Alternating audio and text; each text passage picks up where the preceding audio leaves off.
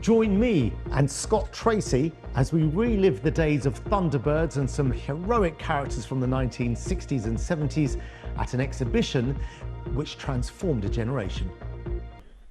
Now, hands up who's old enough to remember this. Would you believe it's now 60 years since Thunderbirds first hit our screens? Well, the puppet show about the adventures of international rescue was a huge hit with audiences young and old. A new exhibition in West London is celebrating the impact of Tracy Island and the crew. We sent the FAB Asad Ahmed to take a look. This is what cutting-edge sci-fi adventure looked like decades before Marvel films, and how it took the country by storm. 3, 2, In the 1960s and 70s, Thunderbird toys, annuals and cereal packets flooded the market in a way we hadn't seen before. I'm Jamie Anderson, son of the late great Jerry Anderson, and I'm here to talk all about Thunderbirds.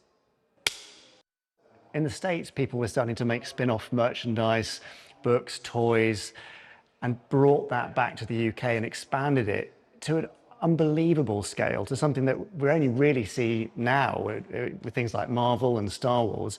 Having Thunderbirds everywhere, that was something brand new and something which I think built a lifelong connection. Many people thought Thunderbirds, Captain Scarlet and others were American-made, but they were actually all made in Slough. The shows were not American, they were indeed made in Slough. I think Dad would have been thrilled to think that you thought it was American, that anybody thought it was American. Among the items which very few people have seen before is the life-size replica of Thunderbirds 3, and Scott Tracy here, complete with moving lips. They were busy saving the world in the 1960s and 70s, and every child wanted a piece of them. It led to superfans becoming huge collectors. David's one of them who's lent to this exhibition. It relates to my childhood memories and things I grew up with, which are a carefree time and hold such a great memory and influenced my life and kind of sent me down a path. I just love the action, I love the storylines, the adventure. It blew my mind. Thunderbirds are go. Some of the shows, especially Thunderbirds, dealt with universal issues. God, do we need an international rescue in today's world? And so hopefully that kind of inspiration will come through to a new generation.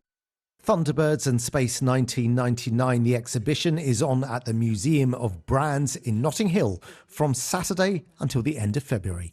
Asad Ahmed, BBC London.